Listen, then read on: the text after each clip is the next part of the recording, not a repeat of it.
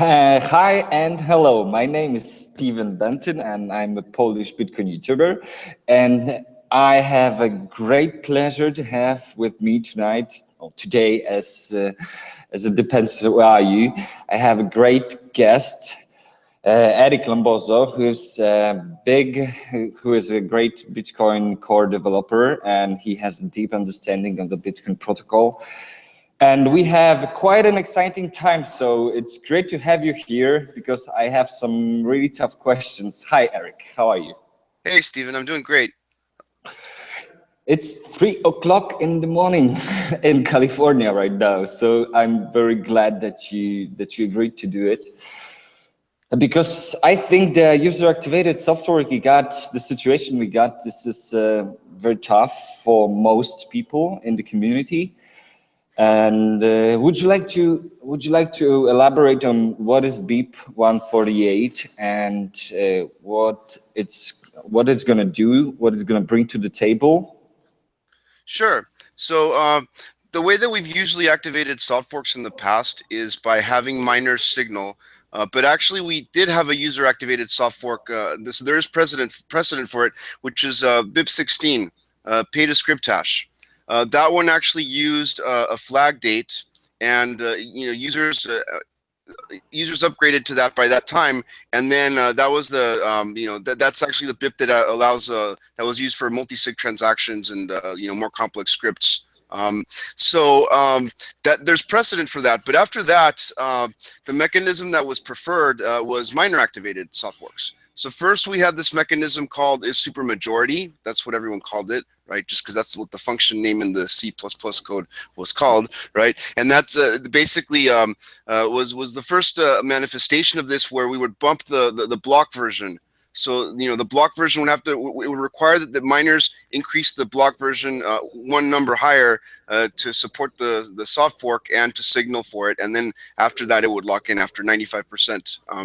But then BIP 9 was created. BIP 9 was an improvement upon that because it allowed multiple soft forks to be deployed at the same time. Using different bits of the version fields. Instead of bumping the version field every single time, only one time, we could actually use separate bits in the version field and deploy several soft forks in parallel. So that's been used already it was used for check sequence verify, and it's been used for SegWit on Bitcoin, on the Bitcoin testnet, as well as on Litecoin and several other altcoins. Now we've reached a situation where there's an adversarial scenario. The miner activated soft forks work fine as long as miners have aligned interests with the users and businesses and developers, and the whole community seems to want that soft fork. But right now what we're seeing is an adversarial situation where certain miners are refusing to signal this, even though it seems like the majority of the overwhelming portion of the community actually wants us to activate. And we don't really seem to have really good reasons from these miners why they're trying to do this, and the demands that they're trying to make don't really seem to make much sense. So we're kind of at an impasse now. It's like, okay, well, what do we do? The user-activated soft fork, it can be used now. It basically means that people who run nodes can enforce that the blocks actually signal, or that the block, basically what BIP 148 does is it forces miners to signal until it reaches that 95%. So it's a way to make sure that all the nodes that are already deployed out there activate SegWit, and it makes the miners have to signal for it. Eventually, there could be other user-activated soft fork mechanisms that are very different. I don't think that BIP 148 is necessarily the way that we want to go in the future for all these things, but it seems to be what's most compatible with what's out there right now, and the easiest way to get past this impasse. So the BIP 148 just gonna create two chains, right? And the one chain is gonna accept only blocks who signal SegWit, and the second one is gonna accept blocks as today, right? Well, it depends on how much hash power it gets. If the BIP 148 chain is able to secure a majority of hash power, then that means that it's going to be the longer chain, and the other chain will never form. So we'll never get a chain split. But if the majority of hash power remains on the legacy chain, then we will get a chain split, at least temporarily, until either until one of the two chains dies. But the thing is that the BIP148 chain is valid on the other chain as well, whereas the opposite situation doesn't exist. So some other change would have to happen to the other chain so it would remain viable. Otherwise, it could get reorged. It basically could get all the coins on it could get wiped out that were created after the fork occurred. Okay, so what's the most likely scenario since the 1st of August, in your opinion? Because no one knows what is going to happen. So yeah, no, there's a lot of scenarios that can happen. What I would really like is, for there to be cooperation with the miners and to be able to pull off the miner activated soft fork that we had planned. Last summer, we had a meeting with some of these miners in California and in Palo Alto, and it was, they said that they were going to signal. This was after we'd already gone out and talked to the, most of the ecosystem, or, done a lot of outreach, tried to talk to as many users and companies as possible and see if they wanted SegWit. And it did seem to have a lot of support. I mean, we had tons of, wallet developers and payment processors and, you name it, they wanted to have these features, and so exchanges, etc. Right. So we had this meeting with the miners and with mining pool operators, and they said that, yes, once this is released, we're going to signal.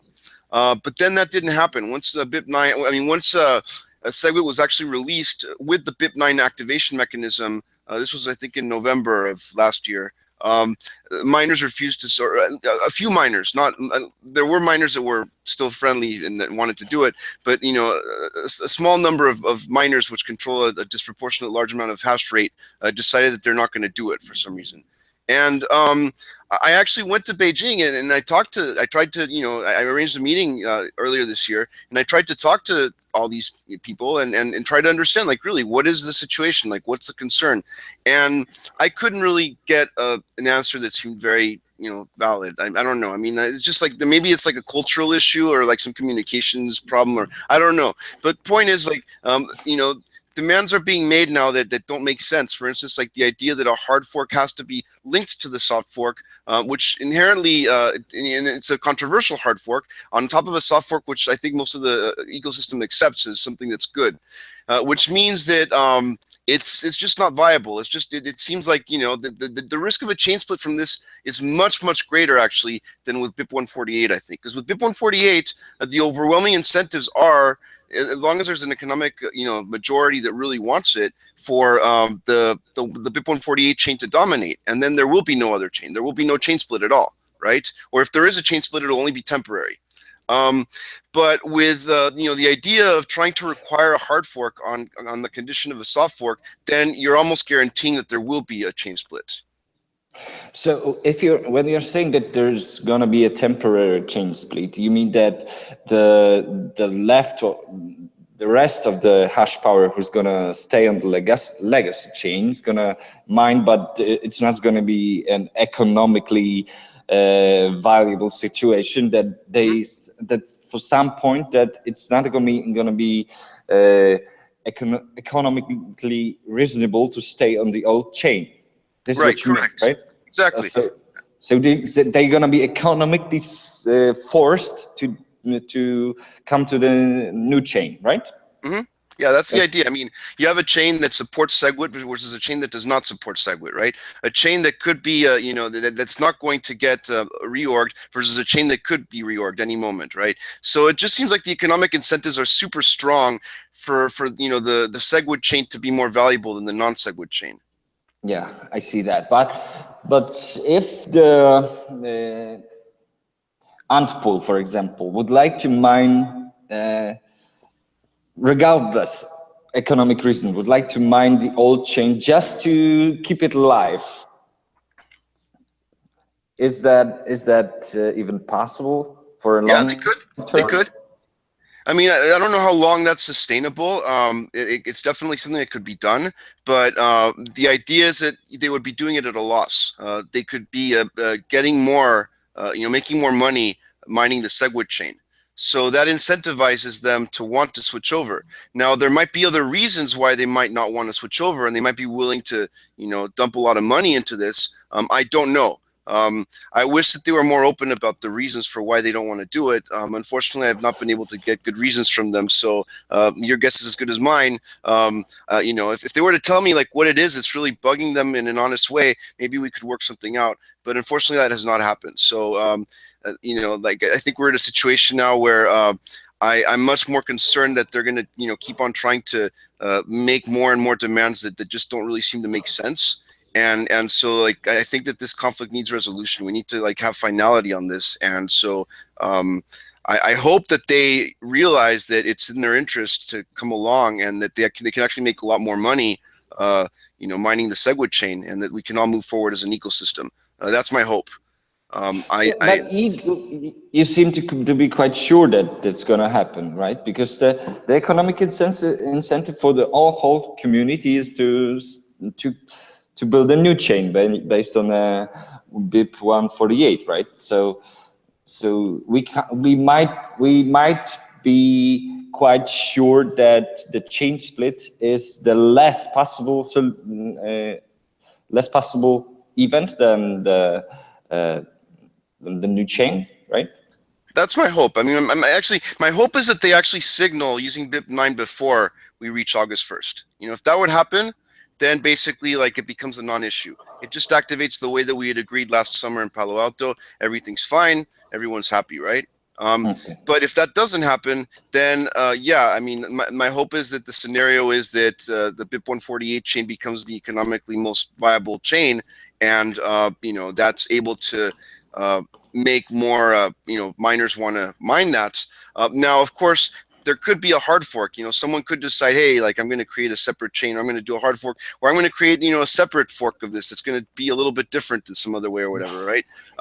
There's a lot of different things that could happen. For a long time, I think that Bitcoin Core in general, and most of the developers that were working on the protocol were very concerned about chain splits, and that was kind of like a big fear. When the whole block size debate, came about 2 years ago, actually a lot of us were not against bigger blocks at all. We were concerned about more resource requirements for nodes that, if we're going to be processing bigger blocks. But the overwhelming concern from a lot of us was actually the incompatibility issues that it would introduce, and the possibility of a chain split. Right. So that's always been a big concern. But I think that now we've gotten to a point where we have to design for the possibility of chain splits, and not fear them so much. I don't want them to happen. I'm trying to see what possibilities exist that's going to reduce the chances of that happening as much as possible.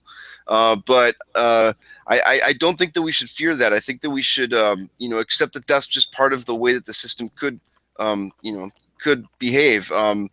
So yeah. But the case with the Ethereum Classic can show us that the minority chain can live simultaneously that the majority chain. So is that should we fear that there's going to be a second Bitcoin Classic or whatever? Well, I think the situation is a little different for a couple of reasons. First of all, Ethereum ETH hard forked, right? And it was an incompatible hard fork. So basically, after the chain split, even though you did have replay issues, both of the chains could not merge anymore. There's no way that one could reorg the other, right? So you had a permanent chain split, right?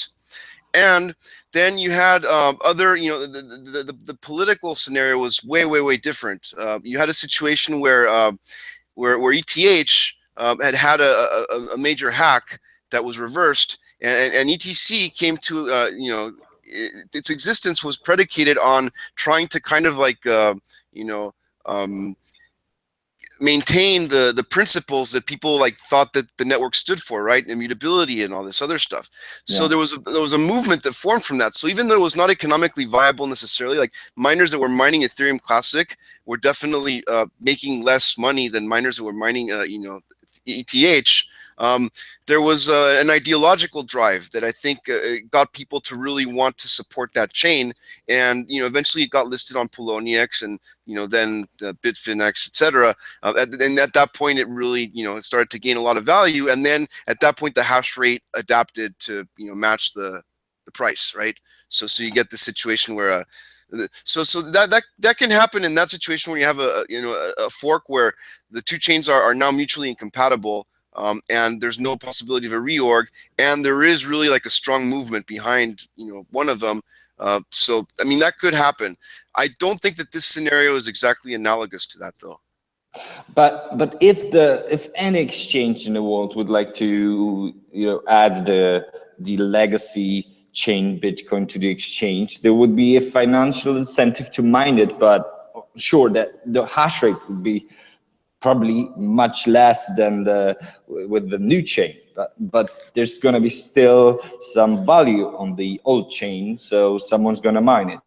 Well, that would only happen if if there was no change on the legacy chain. If the majority hash rate were to go on the BIP148 chain, then we wouldn't get a chain split. The other chain would get reorged. It would not be able to exist because the BIP148 chain would be the one with the most work, right? You only get a temporary chain split unless the other chain, the legacy chain changes something, either a hard fork or some kind of checkpointing that makes it so that, it's a permanent split. So there'd have to be some change to that node software that is on that chain so that it enforces that particular chain and it doesn't reorg to the other one. Okay. So that's an additional complication as far as users wanting to actually upgrade their software to also just follow that single chain, which could happen. But the idea here is that the real differentiating factor between the two chains is that one of them has SegWit and one of them doesn't. Right? Yeah. So you got to choose. You got to choose the better one, faster and cheaper, right? And the old one who's exactly. Yeah, exactly. So in the case of Ethereum and Ethereum Classic, you had Ethereum, which had like the clout of the Ethereum Foundation and Vitalik and all this other stuff, versus Ethereum Classic that was standing up for these principles of immutability. So it's like I think there was more viability for there to exist two chains. Here it just seems like you have a SegWit chain and a non-SegWit chain. Pick one, right? Yeah, it's not that hard actually. Yeah, for most people. So okay, the next question. So an ordinary user of Bitcoin who's don't have any idea about the protocol and BIPs and stuff like that, like how he should behave on 1st of August, like how can he prepare, or what he should expect or watch for? Yeah, so any coins that you have before the 1st of August are going to be on both chains if there is a chain split. If there's no chain split, then no problems for anyone. Everything goes smoothly. So let's just talk about the potential chain split scenario, right, where the majority hash rate does not initially mine the SegWit chain. After the fork occurs, then you're going to have to be careful about when you send your coins that exchanges are going to have to have some form of replay protection. So people are talking to exchanges about how to make sure that that's properly set up, and then there's going to be issues with people, possibly there could be some disruption in the network. And I would recommend people to kind of, if they don't know what they're doing exactly, to kind of hold off a little bit and see if it gets resolved. And there's going to be a lot more advisories and, more guidelines of what people should do at that point if it gets to that point. My hope is it doesn't get to that point. I mean, my hope is that it gets resolved very, very quickly. But if it doesn't, of course, we're going to have to deal with that situation. And at that point, there's going to be a lot more information out there as far as what users can actually do to protect themselves. But for now, I would just say, anything that you do before August 1st, you're totally safe. On August 1st, you should be a little bit careful and maybe wait it out until it gets resolved if you don't know exactly what you're doing. Okay, so if I'm a Bitcoin user and I'm in favor of BIP 148, the user activated soft fork, how can I help? What should I do to embrace it? Like, what should I do to prevent the chain split? Is there anything I can do? Sure. You can talk to exchanges and make sure that they support this BIP. You can try to if you mine to mine on this chain, and or if you have a mining pool to allow your miners, your users to mine on this chain, and to run node software yourself that enforces BIP 148. So you make sure that your own transactions are secure on that. And just in general, I think try to see if we can get more economic support for it. Just buy more of those coins. And dump the legacy coins. Yeah. In the case of the split, you should dump the legacy coins and buy for this. So you can buy the bitcoins. Right. Okay, so if I'm a miner and I'm in a pool which signals the SegWit right now, it's the situation which going to be compatible with the BIP 148 right now.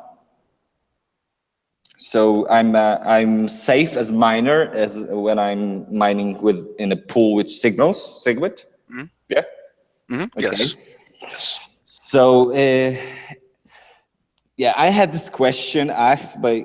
I have been asked this question from some people. So I'm gonna ask you this. So, do you perceive any possible threats from the legacy chain miners, or you can call them like, I don't know, Bitcoin Unlimited miners or Emerge consensus miners?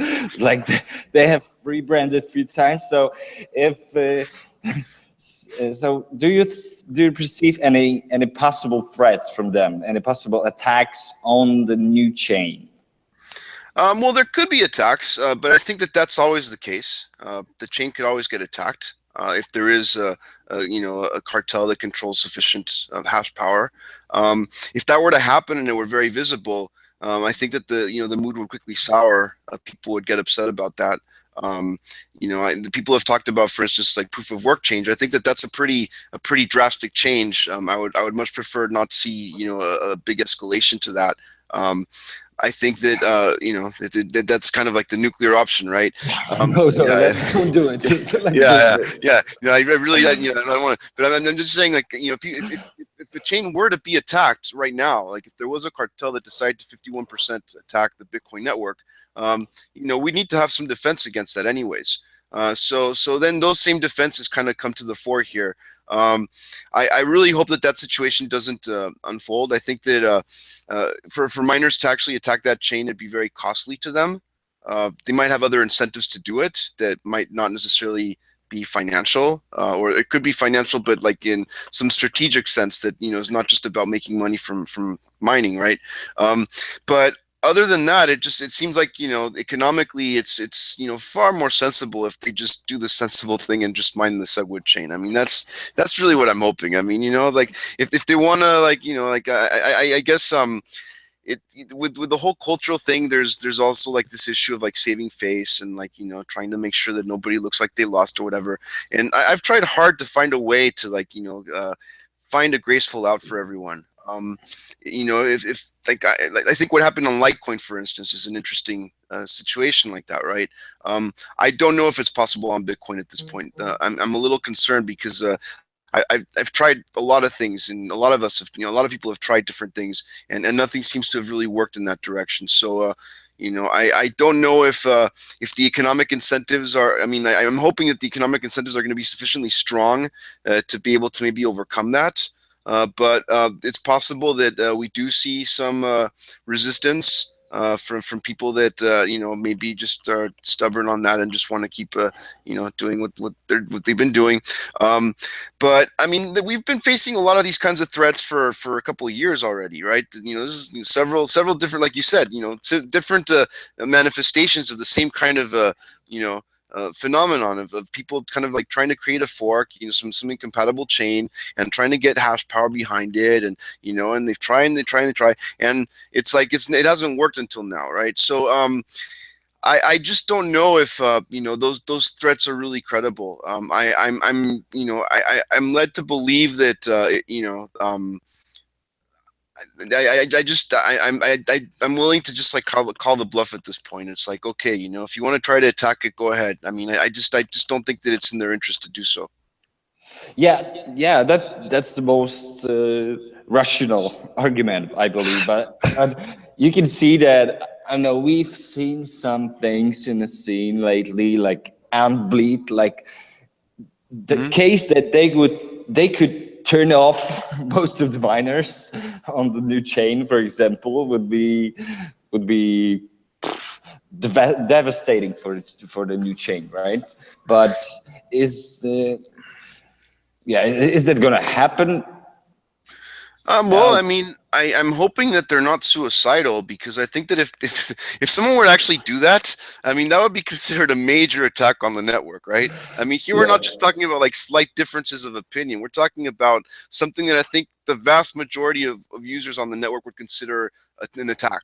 And yeah, so but on Twitter, for example, but most users see at user activated sub fork as the Bitcoin independent day, you know.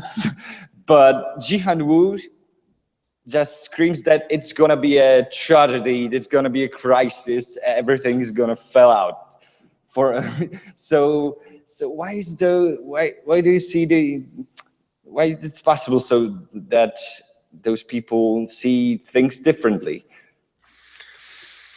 I've been trying to, you know, get into his head and understand exactly like what it is that he wants. And I mean, you know, we've like uncovered several things that seem to be possible motivating factors. You know, I would rather him tell me himself. I don't really buy the arguments that, you know, it's the about you know, just like that there needs to be this like 2 megabyte hard fork or whatever. It's like I just, it doesn't make sense at all, because it's, you know, first of all, it's just not possible to have that demand and to make sure that it gets met, because, you know, I mean, we do a soft fork today, people want to do a hard fork tomorrow. It's like, what if like people say, you know what, the hell with it, we're not going to do it, right? I mean, we have no control over that, nobody does, right? It's like, if people don't want to do it, they don't want to do it, right? So it's like, we can't promise that, nobody can promise that, right? So you know, then there's like the whole ASIC boost issue, right? Yeah, So that seems like a, you know, it could be a big motivating factor here. If that's the case, then, you know, I mean, if like Jihan Wu were honest and saying, hey, like, you know, we've got this issue, it's an incompatibility with SegWit, you know, could we maybe like find some way to like work around it, or, you know, then like maybe there could be some kind of, you know, discussion there. But there hasn't been anything like that at all. It's just kind of like been these kind of like crazy demands that don't really make sense, you know, and just kind of like holding, you know, SegWit hostage to like, you know, more and more ridiculous demands. So yeah, I don't know. It's just I wish I could give you an answer to that. I don't really know what's going on in his head. okay. So uh, if we gonna pass with the user activated sub fork and we get the SegWit, do you see the hard fork to 2 megabytes possible this year Yeah, or next year?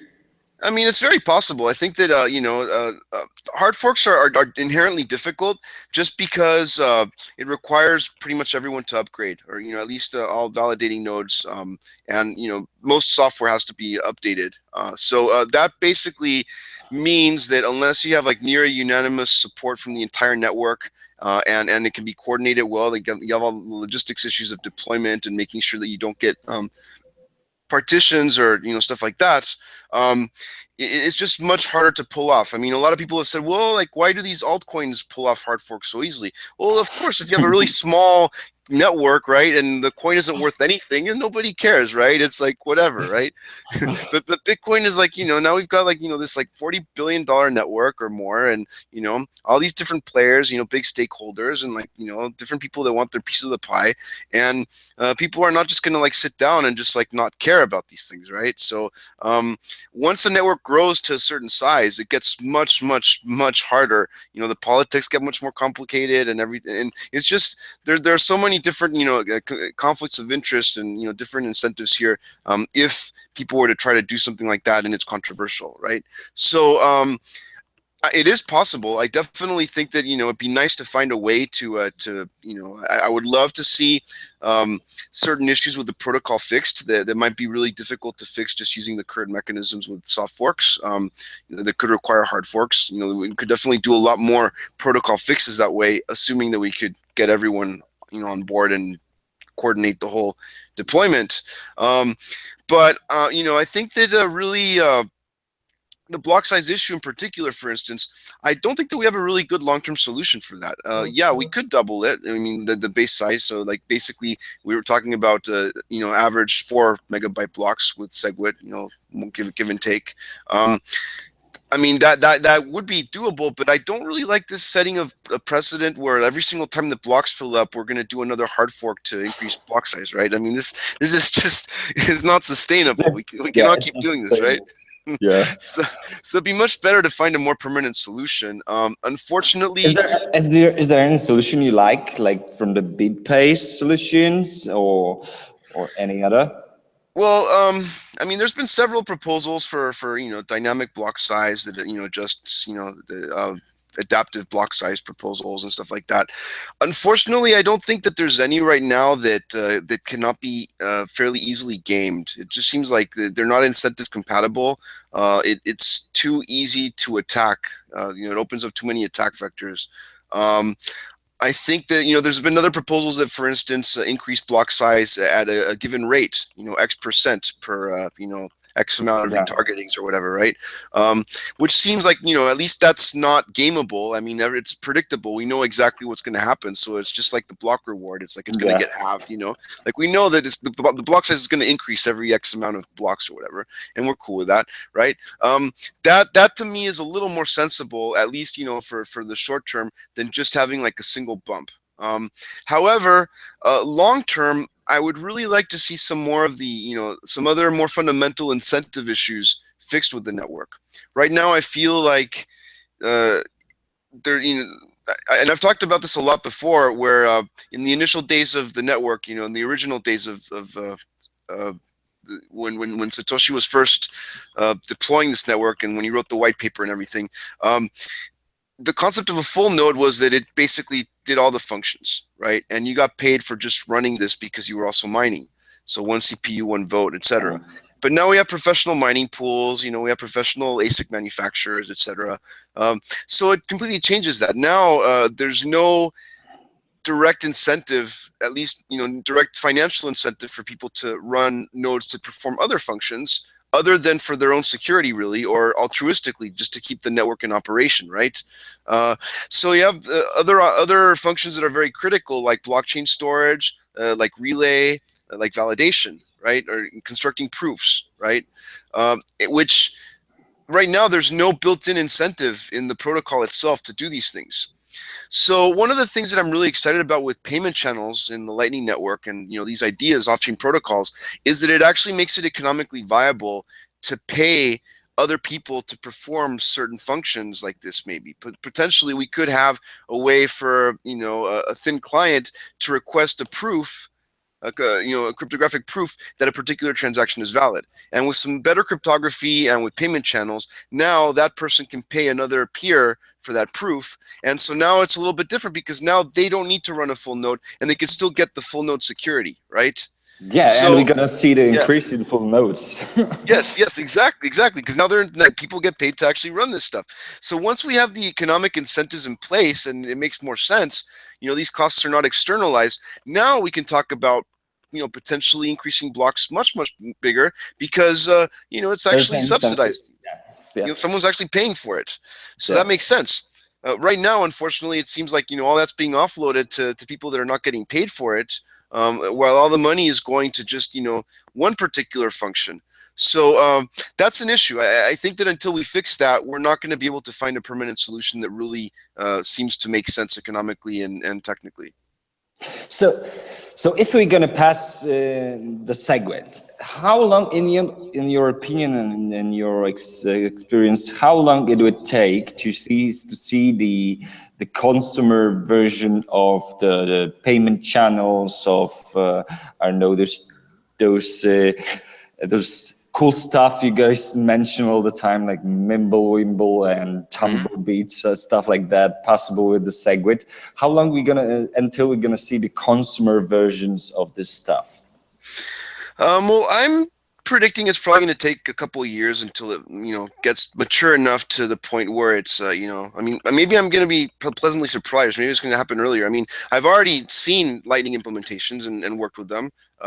Definitely, there's a lot of work happening at the protocol level, which is great. I think that a lot of work that's where most of the brains need to be right now, but also there needs to be a lot more work at the user interface level and at the integration level, making sure that people have a programming paradigm for it, and libraries that they can use easily and stuff like that, right?